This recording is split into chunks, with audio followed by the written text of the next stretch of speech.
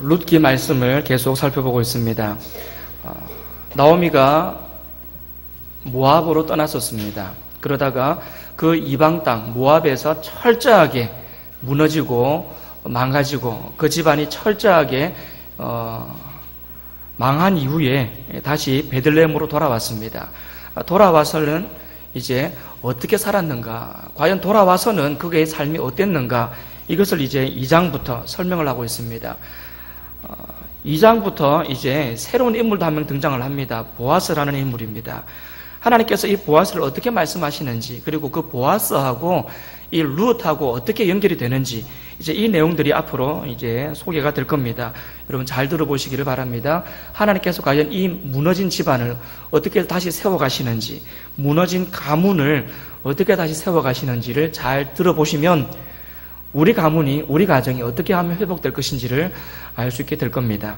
잘 들어보시고 우리가 회복되는데 귀한 말씀이 될 수 있기를 간절히 바랍니다.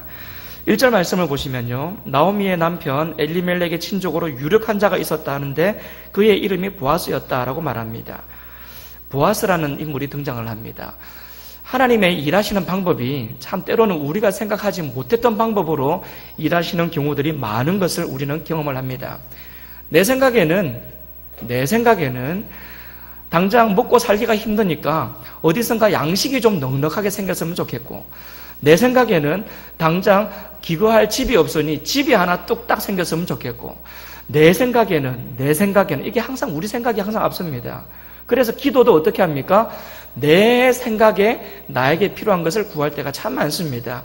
하나님, 당장 나에게 돈이 없으니 돈 좀 주십시오. 하나님, 당장 나에게 건강이 필요하니 건강 좀 주십시오. 항상 기도의 기준은 내 생각일 경우가 참 많습니다. 근데 하나님께서는 내 생각대로 기도하는 우리의 기도 내용을 들으시면서 때로는 그 기도대로 주실 때도 있는데 때로는 안 주실 때도 있습니다. 그럴 때는 우리는 기도가 응답받지 못했다고 참 그렇게 하나님을 원망하는 경우들도 있습니다. 근데 과연 하나님이 기도 응답을 안 하신 것인가를 생각해 볼 때에 그게 아니라는 거죠. 하나님이 우리 생각대로 들어주시지 않았다고 해서 우리에게 안 주신 것이 아닙니다. 왜냐하면 하나님의 생각은 우리의 생각보다 더 크고 더 깊고 더 넓으시기 때문에 하나님께서 낮고 낮은 우리 생각 안에 갇혀서 우리 생각대로 움직일 필요는 없는 겁니다. 우리가 하나님 생각에 맞춰가야지 하나님이 우리 생각에 맞출 필요는 없다는 겁니다. 오늘 이 본문도 마찬가지입니다. 나오미가 베들레헴으로 돌아왔습니다. 어쨌든지 간에 그 모압 땅, 이방 땅에 머물러 있다가 지금 하나님의 땅 베들레헴으로 돌아왔다는 얘기입니다. 돌아왔으니 이제는 하나님께서 뭔가 이 사람이 먹고 살 만큼 하나님께서 베풀어 주셔야 되지 않겠는가 하는 것이 우리의 생각입니다. 그리고 우리가 쉽게 생각할 수 있는 것이 어딘가에서 양식이 뚝 떨어졌으면 좋겠다, 어딘가에서 그냥 집이 한 채 뚝 떨어졌으면 좋겠다, 이런 생각들을 할 수 있습니다. 아니면 옛날에 그들이 가지고 있었던 그 땅이 어떻게 해서든지 다시 그 집 안으로 돌아와가지고 그냥 그 땅이라도 소유해가지고 먹고 사는데 지장이 없었으면 좋겠다. 쉽게 우리가 생각할 수 있는 내용들이죠. 그런데 하나님은 우리가 쉽게 생각할 수 있는 그런 것들을 예비하신 것이 아니라 미처 생각하지 못했던 사람을 예비하신 겁니다. 보아스라고 하는 모든 것을 이 두 여인, 나오미와 룻 두 여인이 모든 그 앞으로의 생계를 다 책임져 주고도 남을 그 모든 것을 가지고 있는 유력한 힘이 있는 사람, 넉넉한 사람 보아스를 준비해 주셨다는 겁니다. 여기서 우리는 하나님의 이 섬세한 예비하심을 볼 수 있습니다. 자기 백성의 횡예라도 잘못될세라, 자기 백성을 위해서 꼼꼼하게 챙기시고 꼼꼼하게 이것저것 살피시는 우리 하나님의 인도하심, 하나님의 예비하심, 그러한 모습을 볼 수 있습니다. 앞에도 이야기한 것처럼 우리는 당장 눈앞에 문제가 커 보이기 때문에 그 눈앞의 문제를 해결하기 위해서 작은 것들을 집중할 때가 많습니다. 그 작은 것에 집중할 때가 많아요. 그런데 우리는 그 작은 것에 집중하면서 작은 것을 구한다 할지라도 하나님은 우리 생각보다 크시기 때문에 당장 눈앞에 그 작은 것을 응답해 주시기보다는 더 큰 것을, 인생 전체의 문제를 해결해 주시는 경우들도 많다는 겁니다. 그것을 알 수 있는 성경 구절이 이사야 55장 8절과 9절 말씀입니다. 한번 읽어보겠습니다. 이는 내 생각이 너희의 생각과 다르며 내 길은 너희의 길과 다름이니라. 여호와의 말씀이니라.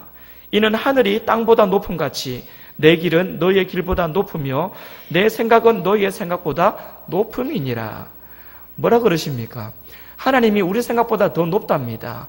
우리가 생각하는 것보다 더 크고 넓은 것을 생각하신답니다. 그러시기 때문에 하나님은 우리 생각대로 움직이시지 않습니다. 우리보다 더 넓으신, 높으신, 깊으신 하나님의 생각 안에서 일하시는 분이십니다. 때로는 그 하나님의 넓으신, 높으신, 깊으신 뜻을 우리가 헤아리지 못하는 경우들도 많습니다. 많아요. 그래서 하나님의 그 높으신, 깊으신, 넓으신 뜻을 헤아리지 못하기 때문에 하나님이 도대체 뭐 하시는가? 도대체 하나님이 왜 내 기도 안 들어주시는가? 원망할 때도 많은 거죠. 그러나 우리가 알고 보면 이건 원망할 내용이 아닌 겁니다. 하나님의 넓으신 뜻 안에서 하나님은 이미 우리에게 하나님의 은혜와 복들을 준비하셨고 그 준비된 하나님의 은혜의 길들을 차근차근 진행시켜 나가고 계신 겁니다. 우리가 모르니까 하나님을 원망하죠. 모르니까 기도 응답 못 받았다고 원망하죠. 알고 보면 하나님이 내가 구한 것보다, 내가 생각한 것보다 훨씬 더 크고 좋은 것으로 이미 준비하신 상태에서 차근차근 진행해 가고 계신다는 사실을 우리는 알아야만 되겠습니다. 보지 않아도, 보이지 않아도, 들리지 않아도, 손에 잡히지 않아도 그것을 믿는 것, 그게 우리 성도의 믿음이죠. 그 믿음을 소유할 수 있기를 간절히 바랍니다. 옛날에 어떤 목사님의 간증을 제가 들은 적이 있습니다. 그 목사님의 꿈이 이거였답니다. 돈을 많이 벌어서 그 돈 가지고 이 땅에 소외받은 많은 가난한 불쌍한 사람들, 그리고 장애인들, 노인들, 그분들을 모시는 복지센터를 만들어서 그렇게 자기가 섬기고 싶다. 이게 자기의 꿈이었답니다. 그래서 돈을 많이 벌어야 되겠다는 생각을 한 거죠. 근데 이민을 갔습니다. 20대에 이 미국 땅에서 죽으라고 일을 했답니다. 돈을 많이 벌어야 되니까요. 자기 꿈을 위해서 이 복지센터를 세워서 이 땅에 가난하고 헐벗은 많은 사람들, 고아와 과부와 노인들, 그리고 장애인들, 그들을 섬기기 위해서 돈을 많이 벌어야 되니까 죽으라고 일을 했답니다. 그런데 그렇게 돈 벌고 있는데 어느 날 하나님이 갑자기 그 인생의 방향을 바꾸시더랍니다. 돈 벌어야 되는데 공부를 시키더래요. 돈 벌어야 되는데 다른 것을 꿈꾸게 하시더랍니다. 그래서 많이 당황을 했답니다. 그런데 그럼에도 불구하고 또 하나님의 뜻이 있는 줄로 믿고 하나님의 뜻에 순종했답니다. 그래서 미국에서 돈 버는 것을 잠시 중단하고 그날까지 벌었던 돈만 챙겨가지고 한국으로 혼자 왔습니다. 혼자 한국으로 역이민을 오게 된 겁니다. 와서는 여기서 이제 공부를 하는 겁니다. 신학 공부를 했습니다. 하나님께서 가고자 명하시는 그 길이 목회자의 길이었거든요. 그래서 신학 공부를 하게 된 겁니다. 참 힘들게 신학 공부했답니다. 그리고는 청소년들을 섬기는데 굉장히 오랜 시간을 그렇게 보냈답니다. 어떻게 했든지 이 청소년들을 바른 길로 인도하기 위해서 거기에 집중을 했답니다. 그런데 그 일을 하면서도 보람은 많이 느꼈지만 그럼에도 불구하고 이 가슴 한쪽에는 그래도 옛날에 내가 꿈꿔왔던 그것, 옛날부터 내가 기도해왔던 그것, 이 복지, 이 땅에 힘이 없는 그 연약한 사람들을 돌보는 그 복지, 거기에 항상 이 마음의 한쪽이 왠지 허전했답니다. 내가 그 일을 해야 되는데. 어느 날 그분이 나와서 개척을 했습니다. 근데 개척을 하자마자 교회가 엄청나게 부흥했습니다. 정말 엄청나게 부흥했습니다. 그리고 그 교회의 하나의 중요한 사업의 일환으로 복지센터를 건립을 했습니다. 그리고는 그 복지센터를 통해서 많은 소외받은 사람들, 불쌍한 사람들, 장애인들, 그런 사람들을 많이 도와주고 섬기기 시작했는데 어느 한 기관이 섬길 수 있는 그 범위를 넘어서서 우리나라에서 제일 큰 어느 한 단체가 세운 복지단체 치고는 가장 큰 일들을 행하고 그렇게 했답니다. 어느 날 기도하는데 그런 하나님의 음성이 들리더래요. 본래는 내가 돈 벌어서, 내가 돈 많이 벌어서 그 돈 가지고 한국 돌아가서 복지센터를 세운다. 이게 나의 꿈이었는데 하나님께서 말씀하시기를 너 하나가 돈 벌어봐야 얼마나 벌겠냐. 너 개인의 힘으로 복지센터 세우면 얼마나 크게 세우겠냐. 도우면 얼마나 많은 사람 도울 수 있겠냐. 그래서 영향력 있는 목사가 되게 하신 겁니다. 영향력 있는 목사가 되게 하셔서 그 목사님이 비전을 제시하니까 그 비전에 맞춰서 교회들이 따라간 거죠. 그리고는 그렇게 혼자로서는 도저히 감당할 수 없을 만큼 큰 복지센터를 건립하고 많은 사람들을 도와줬답니다. 누구겠습니까? 예, 맞습니다. 이찬수 목사님입니다. 분당 우리 교회 이찬수 목사님 얘기입니다. 개인으로서는 결코 할 수 없는 일을 교회를 통해서 그런 큰 일들을 해 나갔답니다. 하나님의 방법이 때로는 우리 방법하고는 다르게 진행되는 경우들이 참 많습니다. 근데 그때는 모릅니다. 왜 하나님께서 이런 일들을 하시는지. 당장에 내 생각하고는 다르게 일하시니까. 당장에 내 뜻하고는 다르니까. 왜 이렇게 내 뜻대로 되는 것이 하나도 없을까? 왜 이렇게 내 방법대로 되는 것이 아무것도 없을까? 원망도 되고 불평도 됩니다. 그런데 시간이 지나 보면 알 수 있습니다. 아, 하나님의 방법이 옳구나. 내 생각하고 하나님의 생각이 달랐는데 그때는 왜 이렇게 하나님이 원망스러웠는지 몰랐는데 시간이 지나 보니 하나님의 방법이 옳았구나. 하나님의 뜻이 옳았구나 라는 것을 발견하게 되는 겁니다. 하나님의 생각과 하나님의 뜻, 하나님의 방법이 나의 생각하고는 다르다 할지라도 그것에 대하여 순종한다면 우리의 인생은 훨씬 더 멋진 인생으로 하나님이 만들어 가시는 줄로 믿습니다. 그것을 믿고 순종하는 것이 성도의 삶이고 성도의 믿음입니다. 복음서를 보시면 아버지의 유산을 미리 챙겨서 타지로 나갔다가 고생하고 다 잃어버리고 거지같이 돌아온 아들의 이야기가 있습니다. 둘째 아들. 그 둘째 아들이 생각하는 그 생각을 보면요 참 안타깝습니다. 자기 생각과 자기 방법을 고집합니다. 그래서는 해서는 안 될 일을 합니다. 아버지가 뻔히 살아계신데 아버지한테 가서 돈 달라 그럽니다. 어차피 아버지 돌아가시면 유산으로 줄 거 미리 좀 땡겨서 주십시오. 그리고는 그 돈을 받아 챙겨서 타지로 나가죠. 신나게 삽니다. 멋있게 삽니다. 자기 마음대로 삽니다.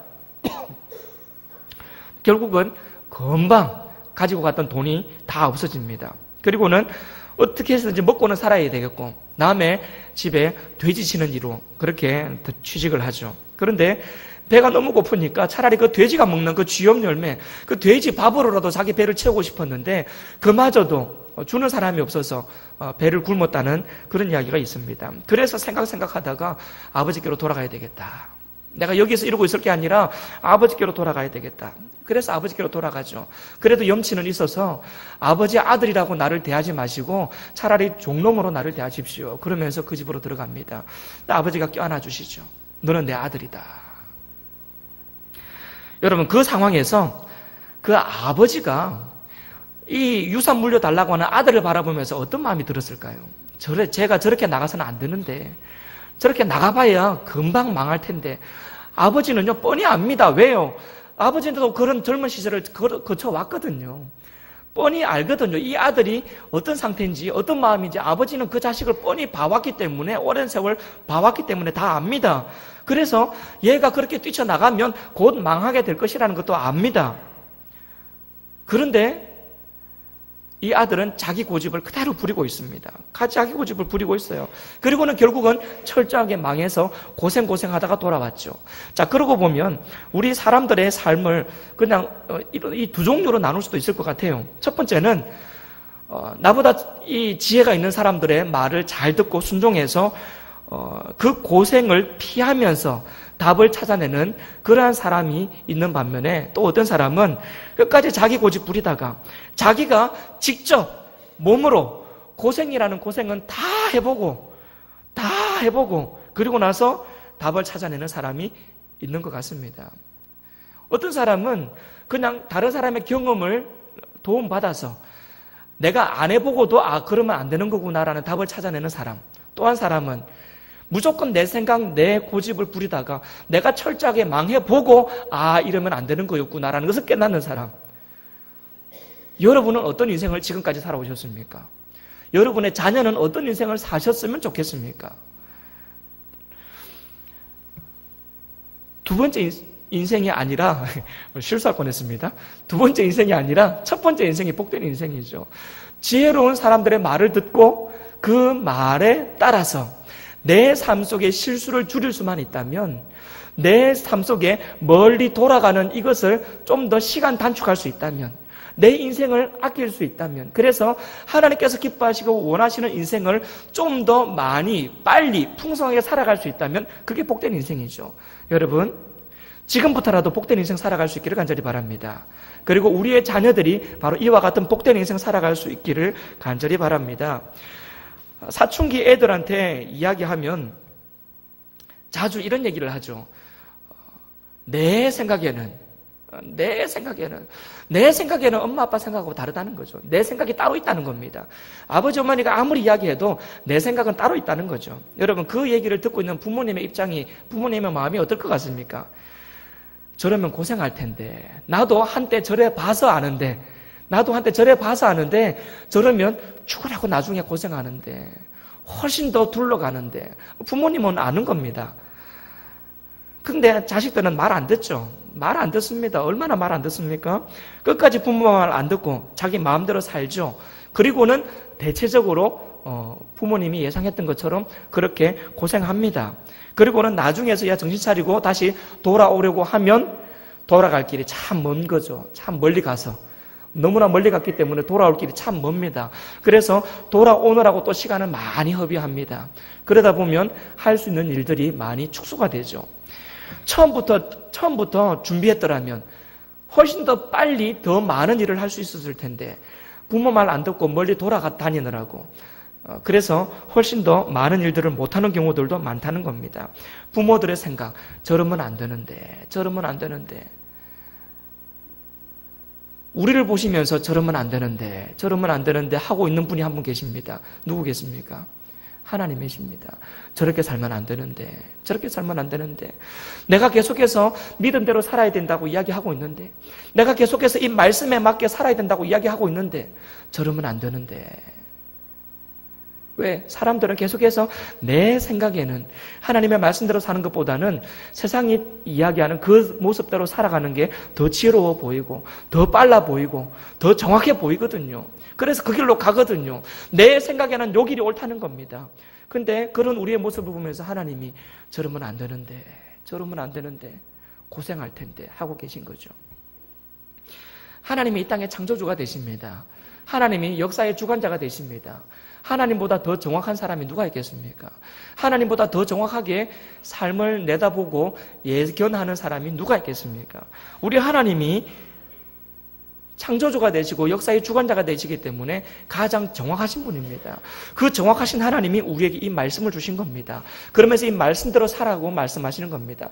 말씀대로 살면 좌로도 우로도 치우치지 아니하고 이 말씀 안에 거하면 우리가 복된 삶을 살아갈 수 있다라고 말씀하시는 겁니다. 그러니 그 하나님의 말씀을 듣고 살아간다면, 말씀에 순종하며 살아간다면 우리는 인생의 시간 낭비를 하지 않는 겁니다. 인생 낭비를 하지 않을 수 있는 겁니다. 말씀대로 살아가서 빨리 하나님이 말씀하신 그 단계에 도달하면 이 땅에 많은 선한 영향력을 끼치는 삶을 살아갈 수가 있는 겁니다. 우리의 모든 필요를 잘 아시고 이미 다 예비해 주시는 그 하나님을 인정하는 우리 모두가 될 수 있기를 간절히 바랍니다. 하나님의 이끄심을 받아서 나오미, 룻이 지금 베들레헴으로 돌아왔습니다. 자, 돌아왔는데 돌아와서 그들의 삶이 바로 편안한 삶으로 이어지지를 않았습니다. 아니, 하나님의 말씀 듣고 왔지 않습니까, 지금? 하나님께서 상황으로 말씀하시는 그 이스라엘 베들레헴 땅에 양식을 주시면서 다시 자기 백성을 돌아보셨다는 그 상황을 통해서 이 나오미는 하나님의 음성을 들었습니다. 돌아오라고 말씀하시는. 그 말씀을 듣고 돌아왔습니다. 순종했습니다. 순종했으면 편안해야지요. 순종했으면 편안한 삶이 이어져야지요. 그런데 순종했는데 와보니 아무것도 없습니다. 있는 거라고는 이 베들레헴 땅에 처음 와본 모압 출신 며느리밖에 없습니다. 자기는요, 나이 많아 늙어서 할 수 있는 것이 아무것도 없습니다. 아무것도 없어요. 얼마나 힘들었겠습니까? 그 당시 참 다행스럽게도 하나님께서 백성들에게 명하신 것이 있습니다. 추수할 때에 깨끗하게 싹 걷어가지 말고 좀 가난하고 불쌍한 사람들을 위해서 좀 흘려놔라. 하나님께서 명하신 것이 있고 대체적으로 그 명하신 내용들은 잘 지켜지고 있었습니다. 그래서 이 룻도 나가겠다는 거죠. 나가서 남의 밭에 가서 그 땅에 떨어져 있는 그것들 좀 주워 오겠습니다. 그거라도 있어야 먹고 살지요. 그러니 나가서 그거라도 좀 주워 오겠습니다라고 시어머니 나오미에게 이야기를 합니다. 그러니 나오미도 그렇게 하라고 이야기하죠. 자, 이때에 남의 밭에 가서 요거 주워가는 사람은 그 당시 그 지역에서 가장 밑바닥 인생이었습니다. 가장 밑바닥 인생이었습니다.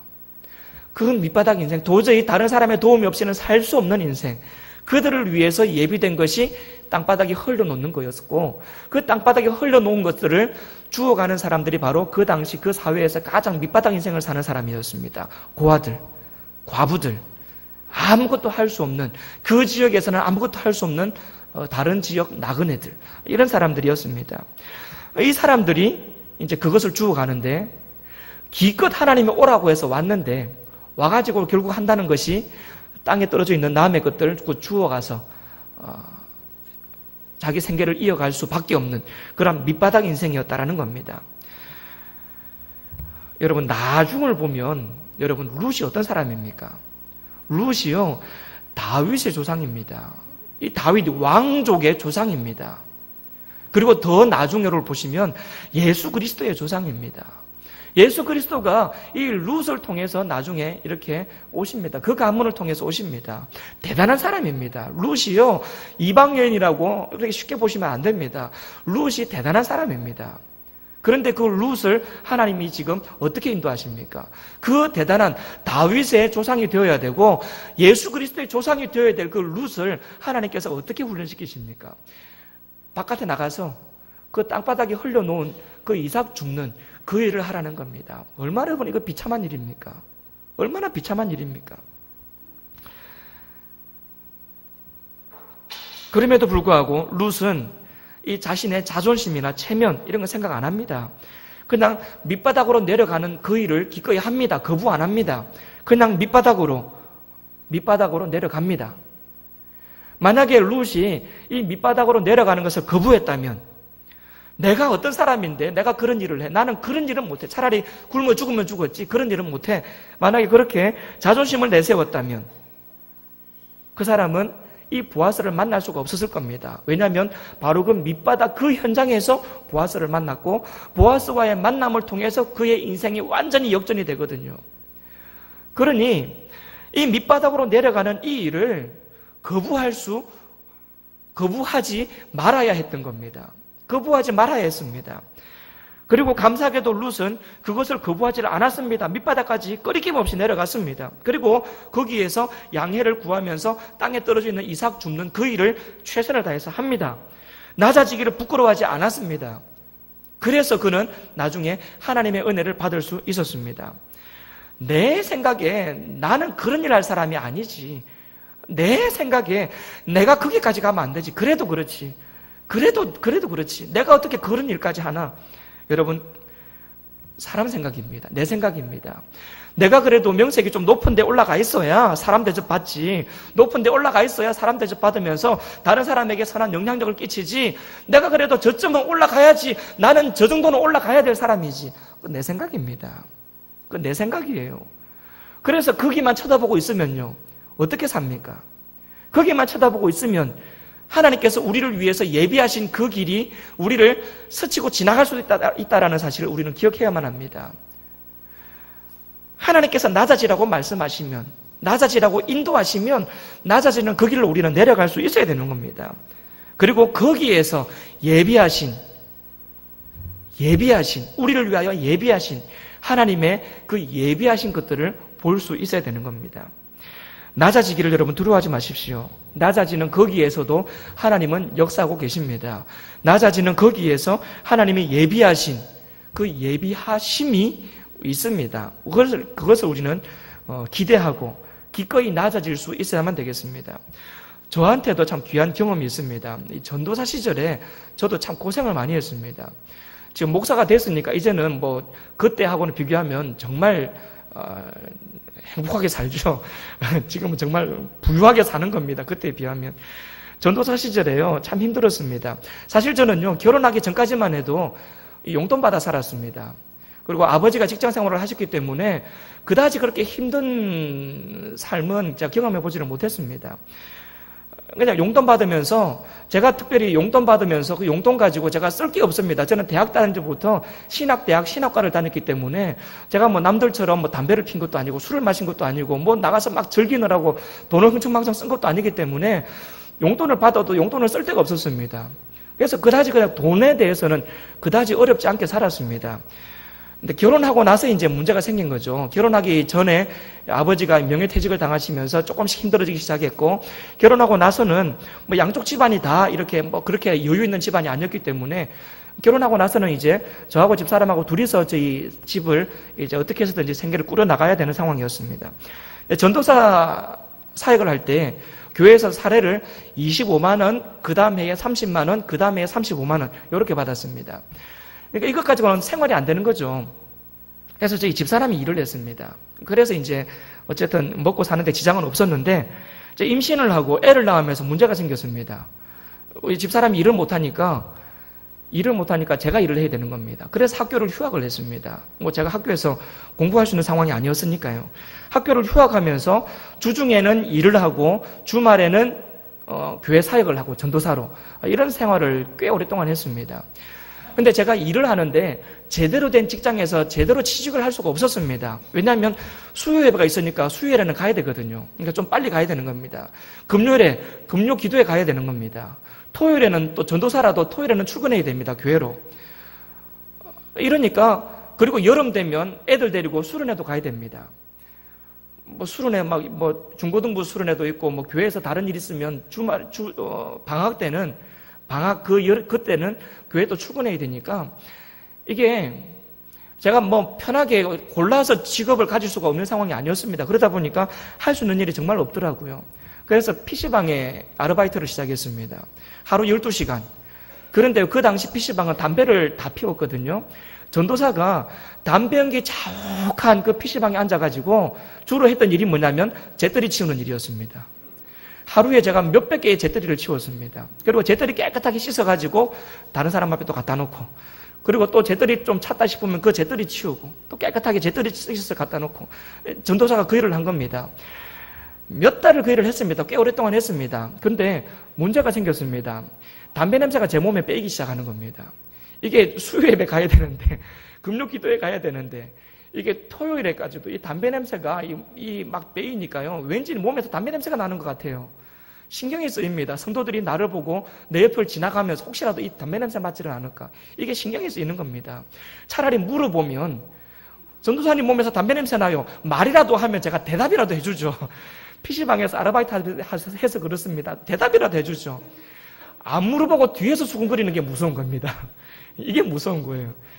그래서 제가 거기 있기가 참 곤란했습니다. 그래서 또 다른 아르바이트를 찾기 시작했습니다. 지하철 택배를 했습니다. 서울에는요, 이 지하철을 타고 다니면서 택배 배달하는 게 있습니다. 그걸 했습니다. 너무 힘들어요. 이게 하루 종일 걸어 다녀야 됩니다. 하루 종일 보통 뭐 지하철 내려가지고 뭐 한 20분, 30분 걷는 건 예사였습니다.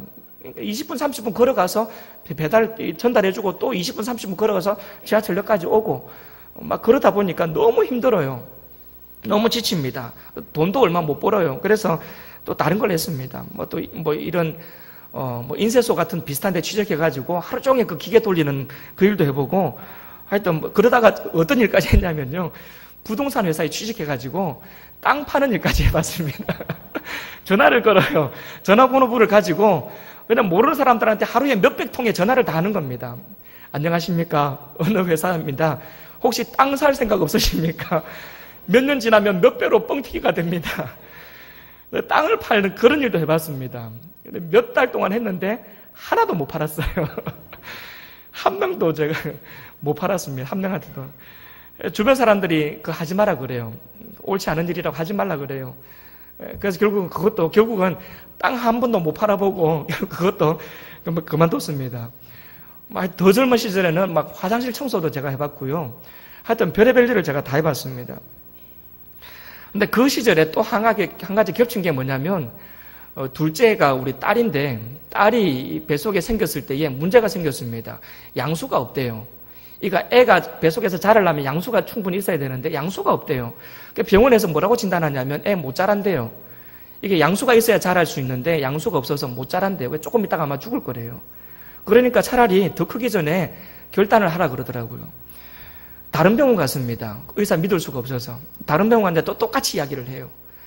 그래서 그 당시 서울에서 이런 환자들만 주로 취급하는 또 병원이 있습니다. 이런 산모들만 취급하는 병원이 있어요. 거기를 가가지고 해보니까 다른 그 의사들이 진단한 게 맞대요. 일반적으로는 그 말이 맞는데 혹시 또 조금씩 양수가 생길 수도 있으니까 한번 같이 해보자요. 같이 한번 가보자입니다. 그래서 제가 또 그 의사 말 듣고 그때부터 기도했죠. 온 교회가 같이 기도했습니다.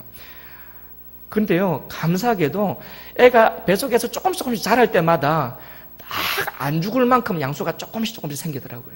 안 죽을 만큼 조금씩 생기더라고요. 결국 그래가지고 태어났습니다. 근데 태어날 때 의사가 뭐라 그랬냐면 일단 안 죽고 태어나는 것도 기적인데 아마 애가 조금 아프게 태어날 겁니다 그러더라고요. 심장 쪽에 아마 문제가 조금 있을 겁니다 그러더라고요. 아니나 다르게 애가 조금 아프게 태어났어요. 일단 태어난 것도 감사한데 아프게 태어났습니다. 이게 뭐 심장이 다쳐야 되는데 안 다치고 덜 다친 상태에서 태어났대요. 그러니까 애가 하루 종일 웁니다. 아픈 애가 울고 있으니 얼마나 부모로서 마음이 또 짠합니까? 그러니까 걔를 하루 종일 안고 있는 겁니다. 안고 이렇게 달래줘야 애가 그나마 좀 안 울고 잠을 자요. 생각을 해보십시오. 하루 종일 바깥에서 하루 종일 그 힘든 일 하다가 집에 딱 들어오면 이제 저희 집사람은 애 때문에 완전히 파김치가 돼 있는 겁니다. 그 애를 하루 종일 달래고 했으니까요. 그때부터 제가 이제 걔를 안고 있는 겁니다. 그리고는 그때부터 밤새도록 왔다 갔다 해야 돼요. 왜냐하면 애를 눕혀놓으면 울어요. 근데 아파서 울고 있으니 얼마나 마음이 안 좋습니까? 그러니까 애를 안아야 돼요. 그러니까 애를 안고 왔다 갔다 합니다. 애가 좀 잠들었다 싶으면요, 딱 그 자세 그대로, 안고 있는 자세 그대로 잠깐 앉거든요. 기가 막히게 합니다. 분명히 똑같은 자세인데 꼼짝도 안 하고 그 상태 그대로 살짝 걸터앉 았을 뿐인데 알아요. 그리고는 깨어서 웁니다. 그럼 걔를 또 안고 또 왔다 갔다 합니다. 왔다 갔다 하면서 제가 잠을 잡니다. 제가 진짜 그런 적도 많습니다. 안고 왔다 갔다 하면서 잠을 잤습니다. 그러면서 제가 기도를 어떻게 하냐면요, 하나님, 그때 내가 허리 디스크가 있어가지고 굉장히 아팠거든요. 안고 있는 게 되게 힘들었습니다. 근데 제가 이렇게 기도합니다. 하나님, 내 허리 끊어져도 좋으니까 우리 딸이 1시간만이라도 좀 푹 잘 수 있게 해주십시오. 그렇게 기도하면서 왔다 갔다 합니다. 걔가 우리 아인입니다. 지금 초등학교 1학년. 얼마나 건강한지 모릅니다. 걔 때문에 웃고 삽니다. 근데 그 당시는 힘들었습니다. 그 당시는 정말 힘들었습니다. 누가 그러더라고요. 100일쯤 지나면 괜찮아진다고. 100일 지났는데 똑같아요. 옆에서 누가 그러더라고요. 돌 지나면 괜찮다고. 돌이 됐는데도 똑같습니다. 딱 2돌까지 그랬습니다. 2돌까지. 2년. 그래서 뭐 제가 뭘 할 수가 없었습니다. 그것 때문에 참 많이 힘들었어요. 그런데 그런 힘든 시절을 거쳐왔는데 그때는 너무너무 힘들었는데 지금 생각하면요, 얼마나 감사한지 모릅니다. 정말 내가 편안하게 부모님이 주는 돈 가지고 공부 잘하고, 부모님이 주는 돈 가지고 힘들고 어려울 때 부모님이 돈 주는 것 가지고 그냥 생계 다 이어가면서 그렇게 그냥 편안하게 목사가 돼가지고 그냥 이렇게 있으면 어려운 사람들 마음을 어떻게 이해하겠습니까? 참 정말 감사합니다. 제가 하나님 앞에 정말 감사해요. 제가요, 자식 때문에 고통스러워하는 부모 마음도 알고요, 그 돈 없어가지고 힘들어하는 성도들의 마음도 제가 조금은 압니다.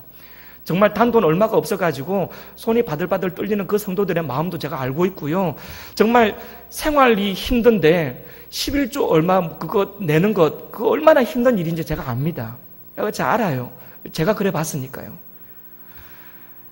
얼마나 제가 귀한 공부했는지 모릅니다. 정말 감사하게 생각을 합니다.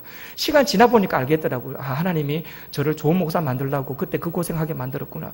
제가 그렇게 고백하는 겁니다. 그래서 제가 그렇게 고백을 하는 거예요. 당신은 힘듭니다. 정말 힘들어요. 어떻게 내가 이 세월을 지나가나 싶습니다. 그런데 지나보면 알게 됩니다. 하나님께서 나를 사랑하셔서 그와 같은 고통의 시간도 지나가게 하셨구나. 시간 지나보면 알게 되는 겁니다. 인생의 밑바닥으로 내려가는 그 일을 이 룻이 주저하지 않았습니다. 하나님의 뜻이 거기 있는 줄 알고 거기 내려갔습니다. 가니까 거기서 보아스를 만난 겁니다. 하나님의 은혜는 높은 곳에 있지 않습니다. 거기에 있을 수도 있지만 하나님의 뜻은 밑바닥에 있을 수도 있습니다. 여러분, 그래서 밑바닥으로 가는 것을 주저하지 마십시오. 힘들고 어려운 그 삶을 주저하지 마십시오. 하나님이 거기 기다리고 계십니다. 거기서 우리의 앞길을 예비하시면서 기다리고 계십니다. 그 하나님의 예비하심, 여러분, 예비하시는 하나님을 기대하면서 내려가기를 주저하지 마시기를 바랍니다. 나오미의 룻의 모습을 보면요, 낮은 곳으로 내려갔을 뿐만 아니라 그곳에서 최선을 다합니다. 7절을 여러분 한번 보시겠습니까? 3절에서 이제 그 이삭을 줍는 거기에 갔습니다. 그리고 7절을 보시면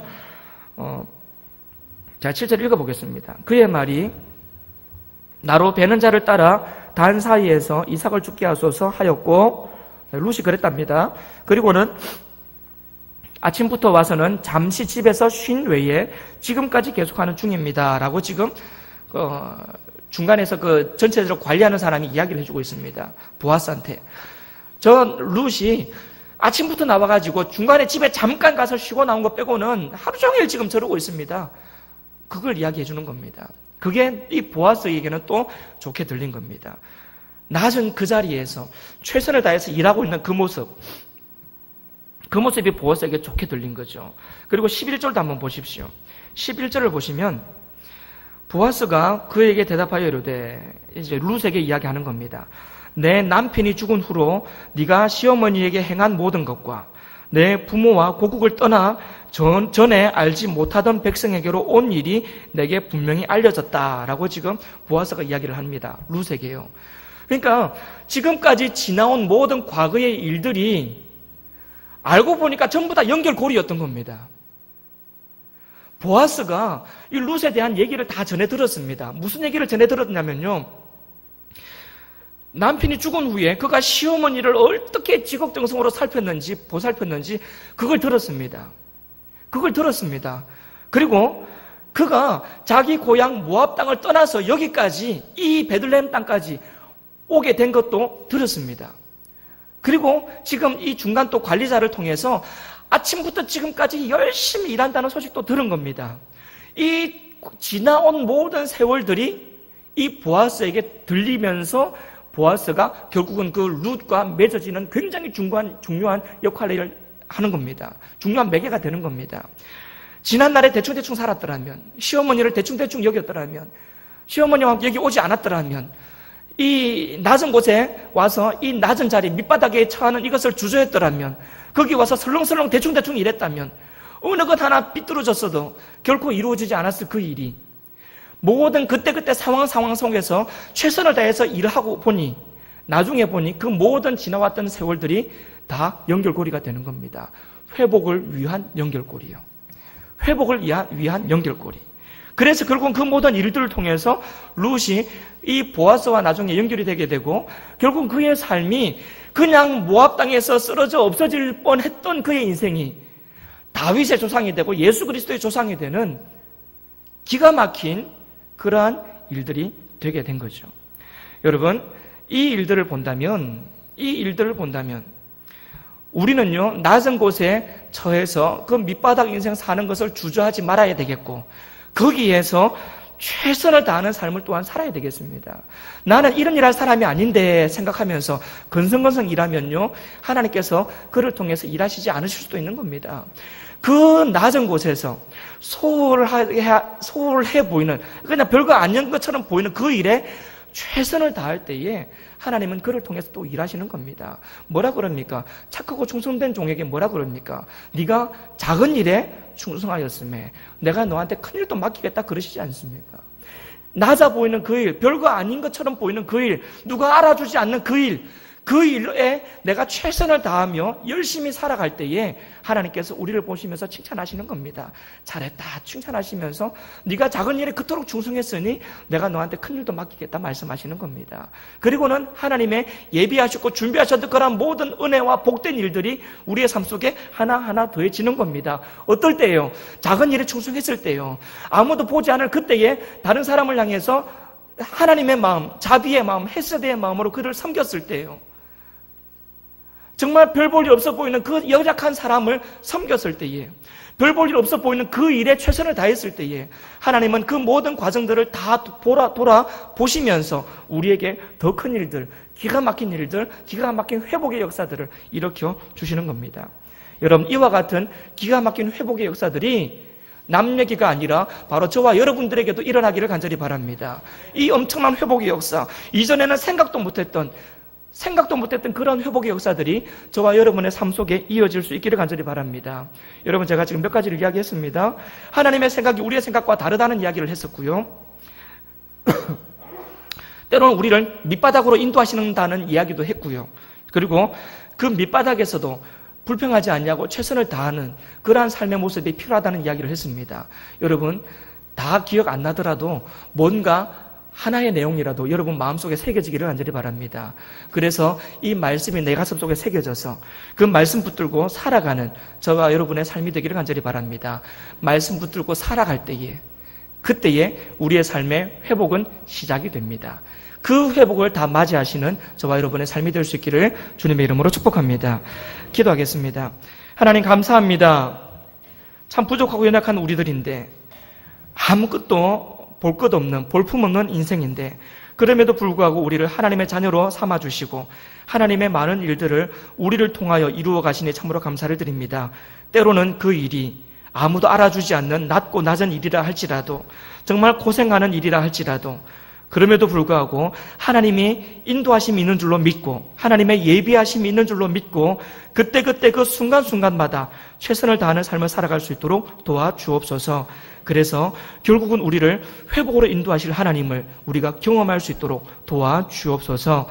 하나님, 우리의 삶 속에 더욱더 풍성한 하나님의 은혜가 있기를 간절히 원합니다. 그래서 하나님을 위하여 더 멋있게, 더 열심히 살아갈 수 있기를 간절히 원합니다. 이 일을 위해서 잘 준비될 수 있도록 도와주옵소서. 하나님 앞에 나오면서 예물을 준비하여 나왔습니다. 하나님, 이 물질 하나님 앞에 드립니다. 하나님, 이 물질이 우리의 땀이고 또한 우리 성도님들의 피인 것을 압니다.